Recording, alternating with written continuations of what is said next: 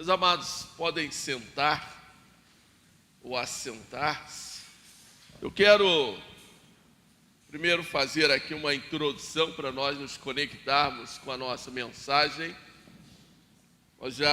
Eu creio que estamos aí na quarta ou quinta mensagem no livro de Efésios. Semana passada eu apenas dei uma pincelada no capítulo 4, nós ainda chegaremos lá no capítulo 4.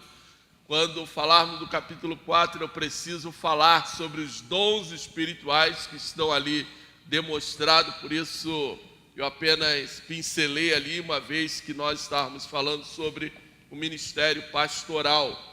Mas, quando nós olhamos para essa carta, essa é uma das cartas mais importantes do apóstolo Paulo.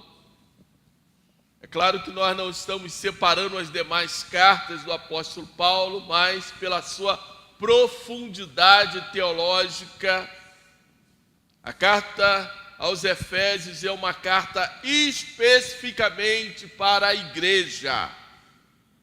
A carta aos Romanos é uma carta mais evangelística. Eu uso muito essa carta para fazer discipulado, a carta aos Romanos, mas a carta de Efésios, nós conectamos esta carta à igreja. No capítulo 1, nós vimos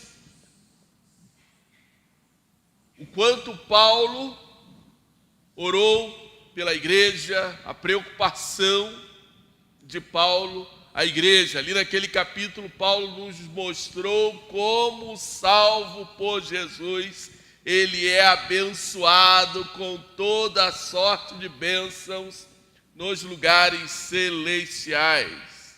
Paulo nos afirmou que nós, igreja do Senhor Jesus, somos os escolhidos, adotados e redimidos em Cristo Jesus. Na oração final, Paulo pediu para que os olhos do coração fossem iluminados, para que nós pudéssemos, como igreja, tocados pelo Espírito Santo de Deus, pudéssemos enxergar, compreender as verdades de Cristo Jesus. Paulo diz: peço que Ele ilumine os olhos do coração de vocês, para que saibam qual é a esperança da vocação de vocês, qual é a riqueza da glória da sua herança nos santos e qual é a suprema grandeza do seu poder sobre nós, os que cremos segundo a eficácia da força do seu poder. Paulo ainda nos diz que as bênçãos de Deus nos direcionam para aquilo que é propósito de Deus sobre as nossas vidas. E agora no capítulo 2, nós olhamos para esse pacote de bênção demonstrada lá no capítulo 1, para então entendermos como age o poder de Deus sobre as nossas vidas, sobre a vida da igreja. E o poder de Deus sobre, em primeiro lugar, as nossas vidas, que é o que nós vamos ver hoje, é para a salvação. E aí depois Paulo nos mostra que a salvação é pela graça de Deus. Paulo nos ensina então nesse capítulo que nós precisamos olhar, antes de tudo, para a nossa humanidade. E aí Paulo nos mostra algo tão delicado, irmãos, e poucos aceitam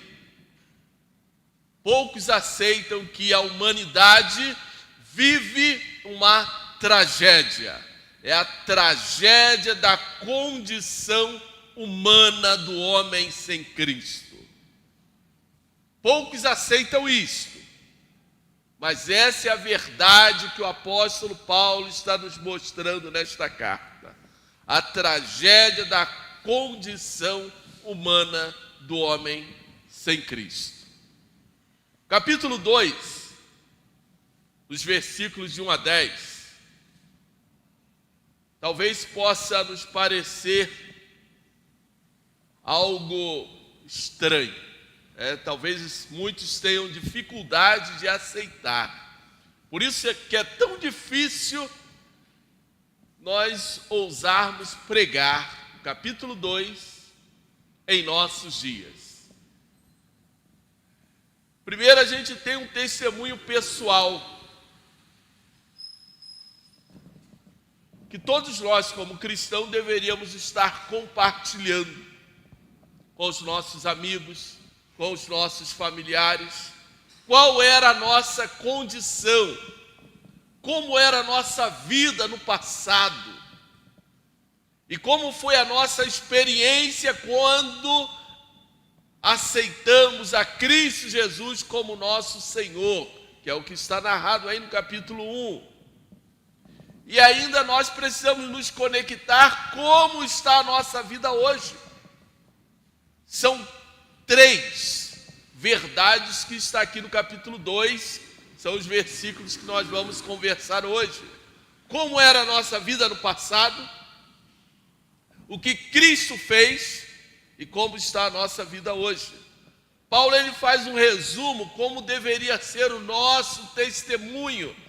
Como testemunhar é fácil, como falar de Cristo é fácil, como evangelizar é fácil. É só eu mostrar para as pessoas, para aquele meu amigo, aquele parente, aquela pessoa que é chegada a mim, olha, a minha vida era desta forma aqui. Um dia eu aceitei a Cristo Jesus como meu Senhor, hoje a minha vida está assim. Mas eu preciso ter um testemunho verdadeiro. Hoje pela manhã o irmão Paulo falou sobre isso. Paulo então faz um resumo de um testemunho pessoal, daquele que um dia aceitou a Cristo como seu Senhor e o seu Salvador.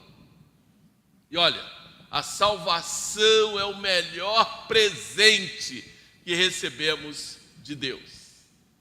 Não há nada melhor, nada que possamos comparar com as bênçãos do Senhor Jesus em nossas vidas. Nada é maior ou melhor do que sermos salvos e termos esta garantia de que um dia iremos morar eternamente com Cristo Jesus. É por isso que eu tenho mantido aí esse destaque do tema. Esse tema é da carta na sua totalidade, que Deus preparou aos homens bênçãos eternas por meio de Cristo Jesus. Mas cada parte da carta, ela tem as suas particularidades.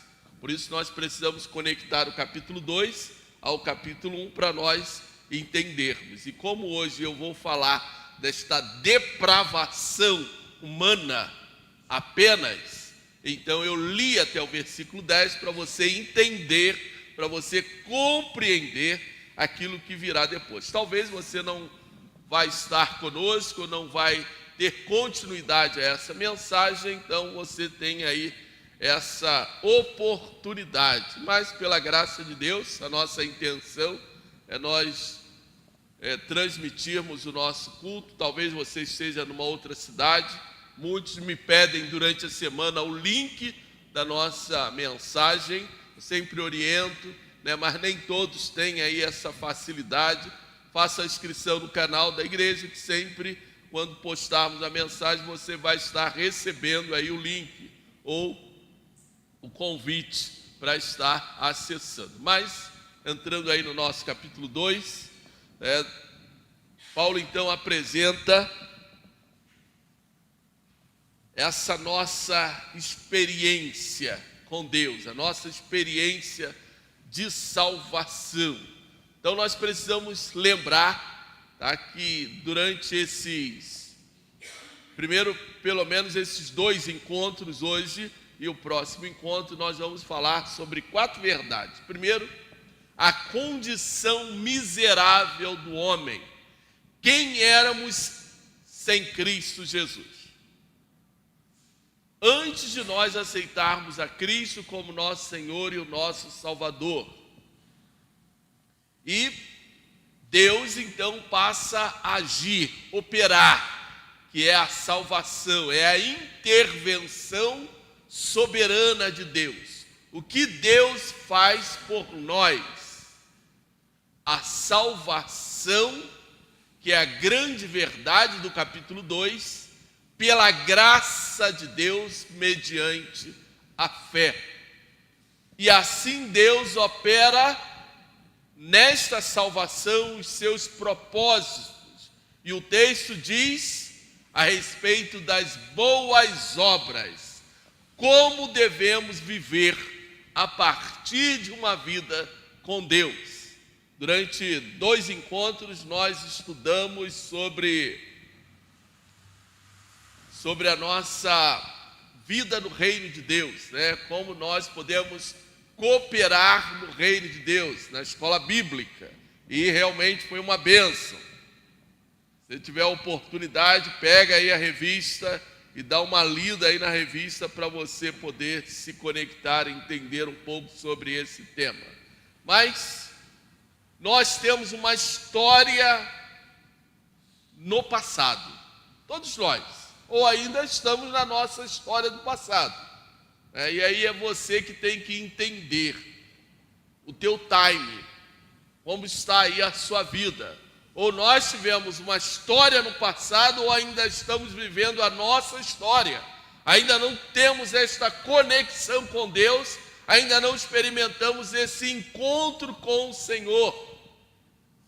Hoje pela manhã, nós estávamos participando de um evento e cantávamos o hino Ao Findar o Labor desta Vida. Me fugiu agora o número do hino.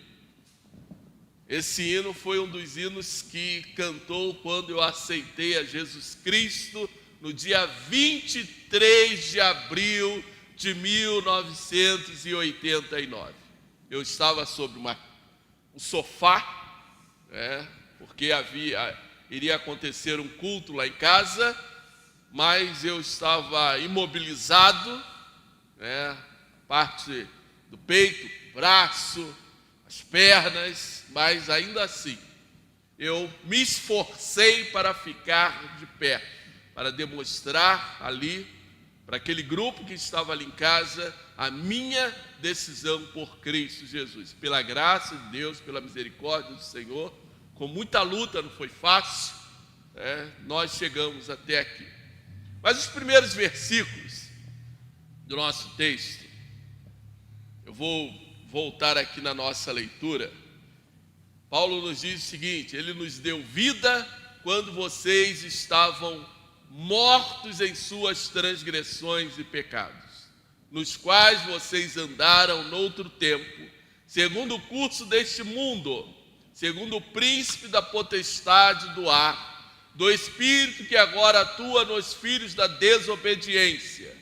Entre eles também nós todos andamos no passado, segundo as inclinações da nossa carne, fazendo a vontade da carne e dos pensamentos, e éramos por natureza filhos da ira, como também os demais.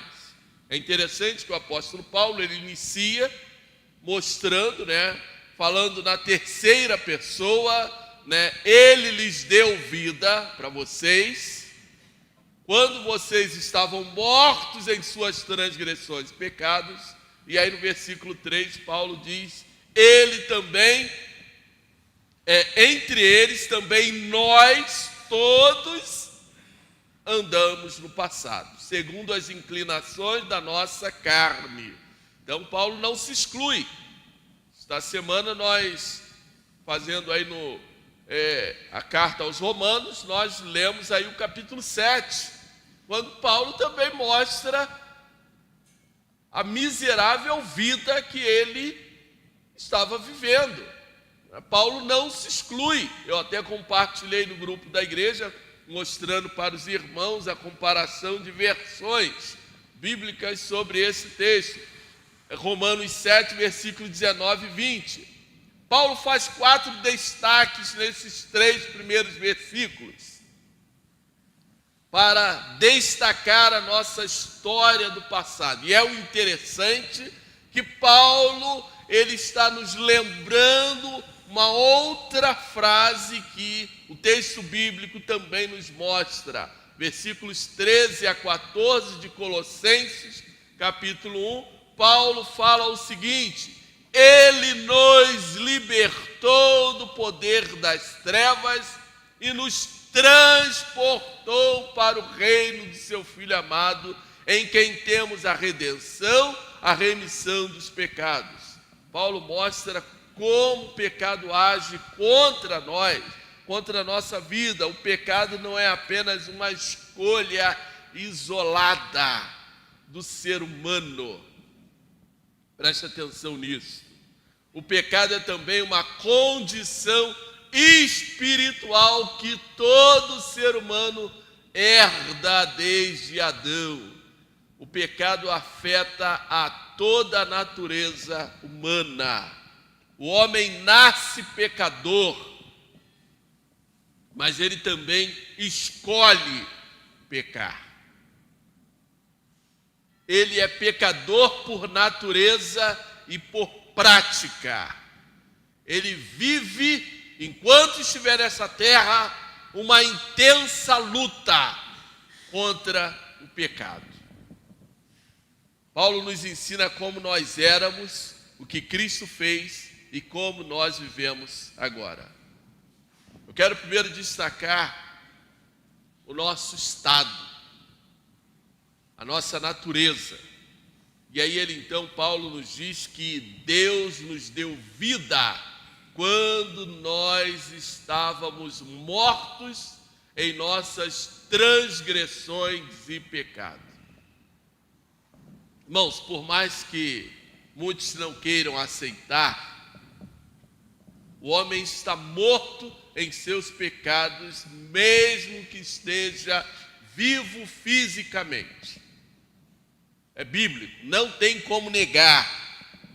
Essa aqui não é uma teologia que a gente possa esquecer ou rasgar fora da nossa Bíblia, porque essa teologia para os dias atuais ela não serve. Não dá para nós fazermos isso. O pecado é uma escravidão. Ele se faz presente na vida do homem. Paulo nos ensina que o homem sem Cristo está morto para Deus. Somente Cristo Jesus pode nos dar uma nova vida. O homem natural é incapaz de amar a Deus sem a ação do Espírito Santo em sua vida, sem conseguir compreender as coisas espirituais, a maneira como Deus opera. O homem é incapaz de agradar a Deus. Salmo 37, agrada-te do Senhor teu Deus. É por isso que o homem, ele precisa da ressurreição, ele precisa de uma nova vida. Romanos capítulo 6, ele precisa morrer para o mundo e experimentar uma nova vida. Essa é a condição espiritual, natural do homem caído. Deus nos deu vida para nos libertar desse estado de pecado. Eu citei Romanos 7, versículos 19 e 20 nesta noite. 1 João, versículos 1, de 8 a 10. Se dissermos que não temos pecados, somos mentirosos. Por mais que nós queiramos fazer o bem, a nossa natureza humana luta contra. Romanos 7, 19 e 20. O homem vive à mercê da desobediência. Versículo 2 diz assim: do Espírito que agora atua nos filhos da desobediência. O homem que vive uma vida desregrada e sem temor a Deus se permite ser conduzido pelos padrões deste mundo, nos quais vocês andaram noutro tempo, vive segundo o curso deste mundo. É um outro aspecto interessante dessa segunda parte aí do nosso texto, é que o homem, o ser humano, ele vive sob as influências do príncipe da potestade do ar, pois seu coração segue ao espírito que agora atua nos filhos da desobediência. A gente, quando lê esse texto, a gente estranha. A gente talvez não consiga aceitar muito isso, não. Parece que nós vivemos uma possessão demoníaca. Se você fizer ali a leitura, prestando atenção, parece que Paulo está dizendo que todo ser humano vive uma possessão demoníaca. Até que então, alguém vai lá, ora por ele e ele é liberto. Talvez isso seja uma verdade. Mas nós precisamos apenas compreender que Satanás não precisa fazer muito, não. Apenas é como se ele jogasse ali a poeira no ar, e o ser humano assim ele vai vivendo. O ser humano ele vai se deixando levar pelas coisas deste mundo. E muitas das vezes a ação do inimigo na vida, na sociedade, é sem que nós percebamos aquilo que nós estamos fazendo ou como as coisas estão sendo conduzidas. Nós nos deixamos levar por aquilo que agrada ao nosso coração. É por isso que o mundo nos atrai, como é aquela canção aí, antiga, né, ou que já de alguns anos, né? O pecado me atrai. É justamente isso aqui que o apóstolo Paulo está falando. E nós poderíamos aqui enumerar aquelas coisinhas que muitas das vezes nós nos perguntamos: o crente pode fazer isso? O crente pode fazer aquilo? O crente deve fazer aquilo outro? Porque são dúvidas. Se nós podemos ou não ter esta conduta. Eu não estou falando que é proibido, não. Eu estou falando que a Bíblia nos mostra aquilo que deveríamos ou não fazer. Mas nem sempre nós temos a capacidade de perceber. E aí nós perguntamos: o crente deveria fazer isso? O crente deveria fazer aquilo? O crente deveria ter esse tipo de atitude ou não? Hoje a irmã colocou um post lá no grupo da igreja sobre uma determinada festa que acontece no mês de junho. Eu não li o post. Eu não li. Mas são essas as nossas reações. Porque nós sabemos aquilo que deveríamos ou não fazer. Porque é o Espírito Santo que testifica no nosso coração. O próprio Jesus Cristo falou, e o apóstolo Paulo vai mencionar nesta carta, e ele menciona em outras cartas, como Gálatas: nós precisamos lutar contra os desejos da carne. Nós precisamos andar no Espírito. A expressão andar no Espírito é ter a nossa vida conduzida pelo Espírito Santo de Deus. É por isso que nós entramos numa intensa guerra espiritual. E aí Paulo, ele está falando de algo que muitos de nós não temos o discernimento para perceber, sobre a ação do príncipe da potestade do ar. Ele está falando de Satanás. É disso que ele está falando. O espírito que agora atua nos filhos da desobediência. O que Paulo está dizendo aqui é que todas as vezes que nós desobedecemos a Deus, nós estamos sendo levados a ter uma atitude conduzida por Satanás. Ainda que nós não queiramos aceitar, ainda que nós achemos ou venhamos achar que, bem, não é bem assim, não. É por isso que é tão difícil, tão delicado, pregar Efésios capítulo 2 em nossos dias. Porque muitos vão dizer: não é bem assim. O mundo nesse texto é um sistema que pressiona as pessoas a viverem como eles vivem. O apóstolo Paulo, Romanos capítulo 12: não vos conformeis com este século, mas transformai-vos o vosso entendimento. Tiago 4 diz: quem é amigo do mundo é inimigo de Deus. Tiago 4:4. Meus amados e queridos, desde o jardim do Éden, Satanás influencia, tenta enganar o ser humano. Mas, ainda assim, a ação de Satanás no mundo não anula a nossa responsabilidade em aceitarmos ou não o pecado, negarmos, rejeitarmos ou lutarmos contra o pecado. Não anula. A nossa natureza humana controla a nossa mente, o nosso corpo, nos conduzindo para um caminho de desobediência a Deus. Jeremias 17:9 diz que o nosso coração é enganoso. E aí então, o texto que eu já citei nesta noite: porque não faço o bem que eu quero, mas o mal que não quero, esse eu faço. Romanos 7:19. O que nós podemos fazer com isso aqui? Com esta verdade? É lutarmos contra, é orarmos. Quando a gente sente que alguma coisa está errada, algo está sinalizando que eu deveria ter uma atitude diferente, eu preciso orar. Eu preciso dar um pausa na fita, na caminhada, e preciso pedir a direção de Deus.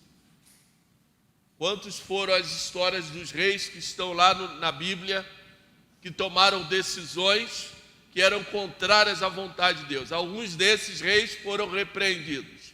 Outros, eles foram lá, perderam a guerra, voltaram, aí foram orar. Alguns tiveram a oportunidade de o profeta ir ao encontro deles.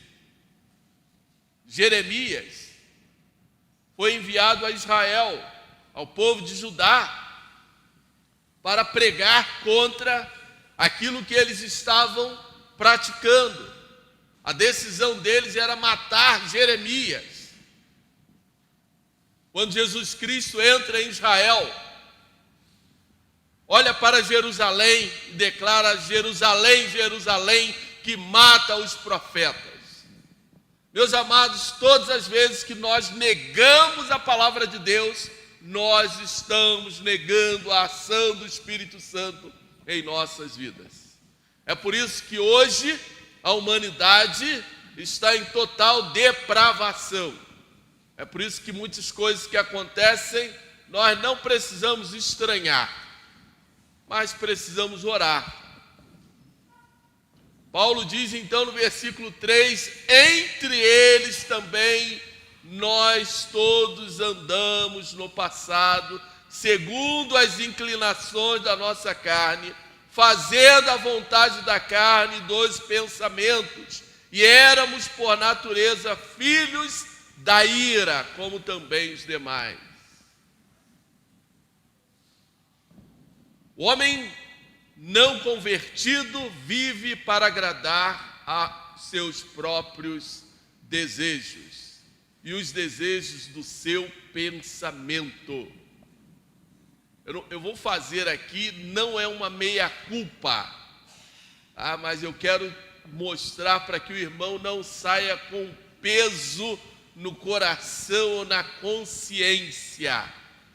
Quando Paulo trata aqui o capítulo 3, e eu coloquei aqui um grifo meu: o homem não convertido vive para agradar a vontade da carne e os desejos do pensamento. Irmãos, todos nós, preste atenção no que eu vou falar, estamos no processo. E semana que vem, por isso que eu falei, olha, a gente precisa ter os versículos 4 ao 10 na cabeça quando eu estiver pregando. Por quê? A salvação, ela se dá da seguinte forma: eu aceitei a Cristo Jesus como meu Senhor e o meu Salvador. Eu fui salvo. A meu coração, eu entreguei o meu coração a Deus, para que Deus possa operar na minha vida. Agora eu vou permitir que o Espírito Santo seja o Senhor da minha vida. Mas amanhã eu tenho as minhas lutas, eu tenho que fazer renúncias, eu tenho que tomar decisões. Mas se eu morresse naquela hora ali, eu estaria salvo. Só que não morri. Aí amanhã eu vou acordar, aí começa a guerra, começam os problemas. Aí o inimigo começa a cutucar, falar no meu ouvido, falar na minha cabeça. Eu sou salvo, eu estou sendo salvo. E eu serei salvo em Cristo Jesus. 3 momentos. Nós estamos no processo, estou sendo salvo, é o processo de transformação, é o processo de santificação. É por isso que eu preciso de escola bíblica, é por isso que eu preciso estudar a Bíblia, é por isso que eu preciso ler a palavra de Deus, para aprender como eu posso viver uma vida que agrade a Deus. Como eu posso viver uma vida que cada vez mais eu estou perto de Deus. Isso é um processo na nossa vida. Nós não estamos dizendo que você não está salvo.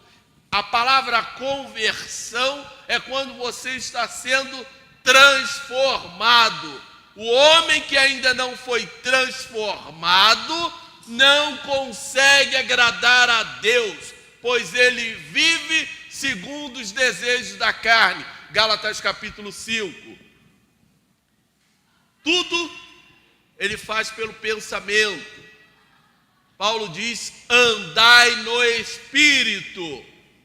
É por isso que muitos ficam naquela luta. Não, eu ainda não quero aceitar Jesus Cristo, não. Eu não quero ser batizado porque eu não estou preparado, porque eu não estou pronto. Você nunca vai estar pronto. Entenda isso. Nunca vai estar pronto. Não adianta que ninguém aqui é mais santo do que o outro. Apenas a gente começa o processo de renúncia. A cada dia, a gente encontra um probleminha, um defeitozinho, um errozinho aquela expressão lá dos filmes aí de ficção científica, fugiu agora o termo. A gente encontra um defeitozinho, opa, eu preciso acertar aqui. Hoje eu estava lendo um post que encontraram uma maneira, não sei se é verdade, tá? Estou só repetindo o que eu li. Não pesquisei direito, mas que encontraram o DNA que faz com que a criança se torne excepcional. E aí, não sei se é China ou Japão, é um dos dois. Aí ele conseguiu remover esse DNA. Então, quando identificarem que uma criança tem esse DNA, eles vão lá, tira a criança, nasce normal, sem nenhum problema. Assim é a nossa vida. A gente identifica que tem algo podre, que precisa ser removido. Tem aquele fermentozinho que precisa ser removido. Jesus Cristo falou, cuidado com o fermento dos fariseus. Então a gente precisa remover aquilo ali, para nós podermos caminhar. A humanidade, infelizmente, ela vive esta depravação. O homem pode buscar fazer coisas lindas, coisas maravilhosas, mas não faz com o sentimento de que é para a glória de Deus. Ele busca a sua própria glória. Ele não consegue se conectar naquilo que ele está fazendo para glorificar o Senhor. É por isso que nós estamos tendo a oportunidade, nós que estamos aqui, você que está nos acompanhando nas redes sociais, Deus está te dando a oportunidade de consertar. É a Matrix, né? Aquela expressão aí do pessoal da tecnologia, erro na Matrix. É na raiz. Você pode consertar, você pode mudar, você pode experimentar uma transformação. Agora você só precisa permitir que o Espírito Santo seja o Senhor da sua vida. O homem sem Deus, ele está condenado. Lá em Marcos 16, Jesus Cristo diz: aqueles que não forem batizados já estão condenados. Quando ele então entrega ali o ide, em Marcos 16. Éramos por natureza filhos da ira, como também os demais. Nós temos aprendido que o homem sem Jesus é por natureza, então, filhos da desobediência. Por que essas duas expressões que o apóstolo Paulo está utilizando? O que significa filhos da ira? Filhos da desobediência. Ainda que muitos também não queiram aceitar, Deus se ira.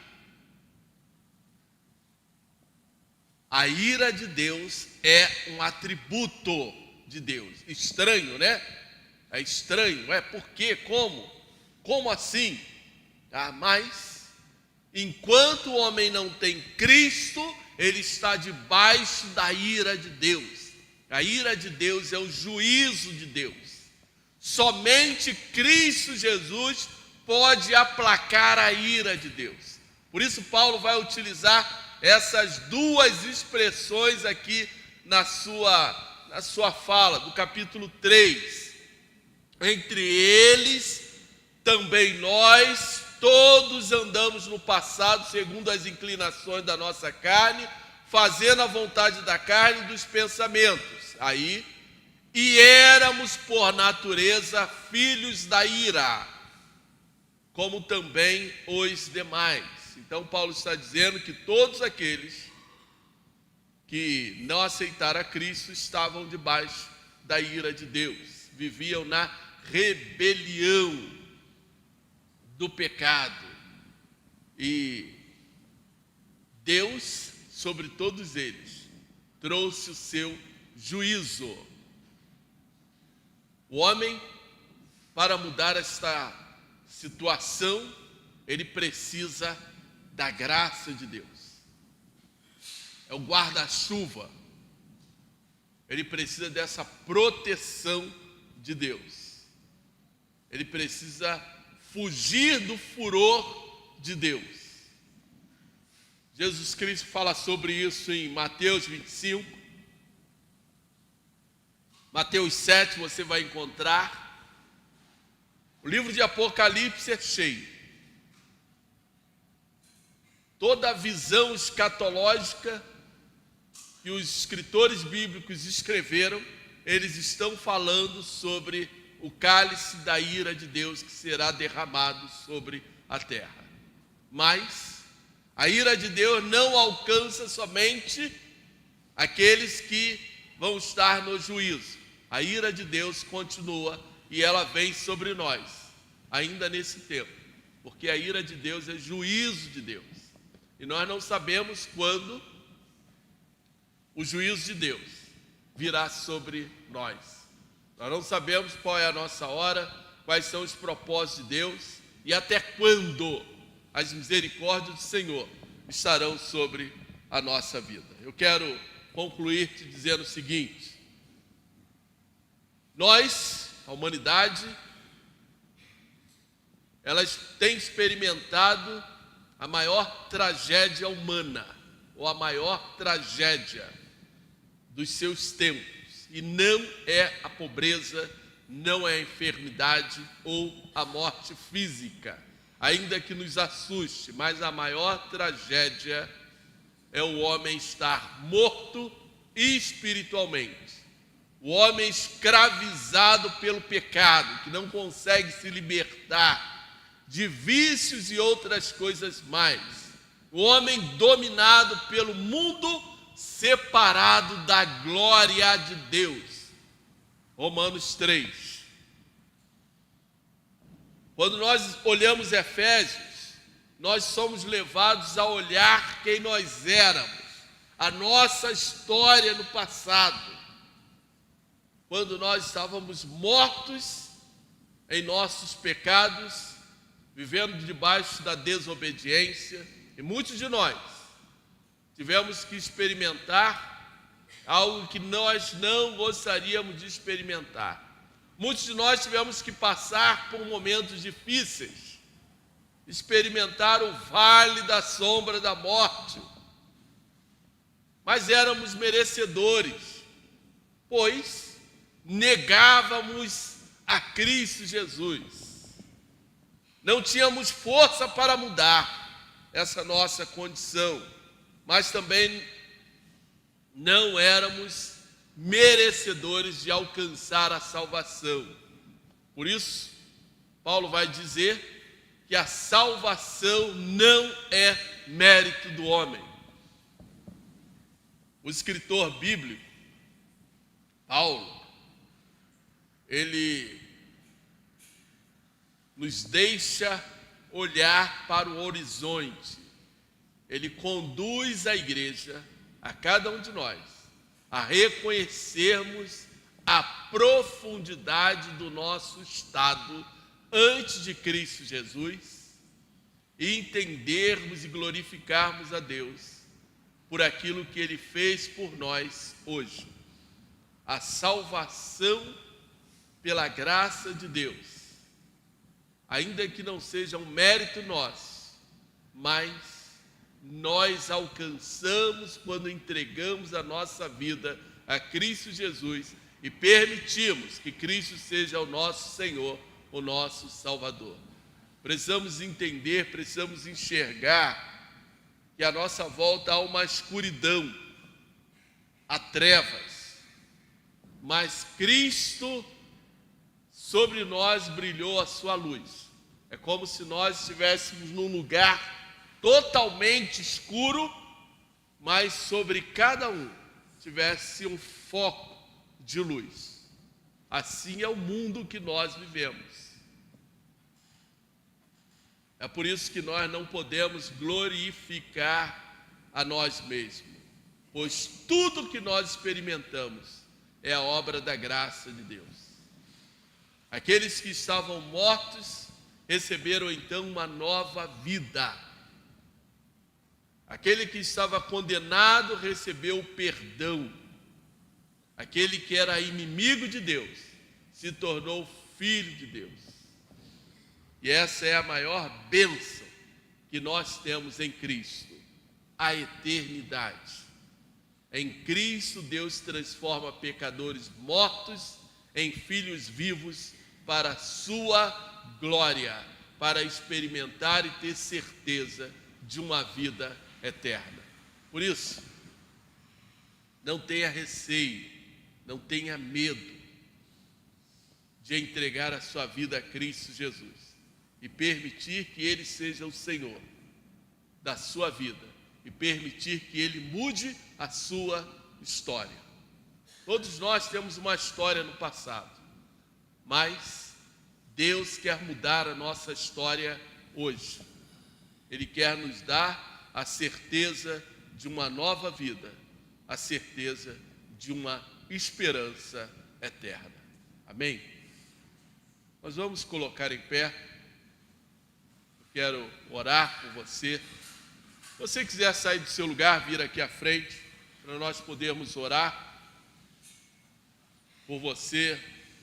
Não sei qual o seu time, não sei aquilo que Deus tem como propósito sobre a sua vida, sobre a sua casa, sobre a sua família, mas gostaríamos de orar, para que Deus possa te abençoar, falar ao seu coração, tratar o seu coração, para que a sua graça e sua misericórdia venha se estender sobre a sua vida, para que Deus possa trazer algo novo sobre você, sobre a sua casa, sobre a sua família.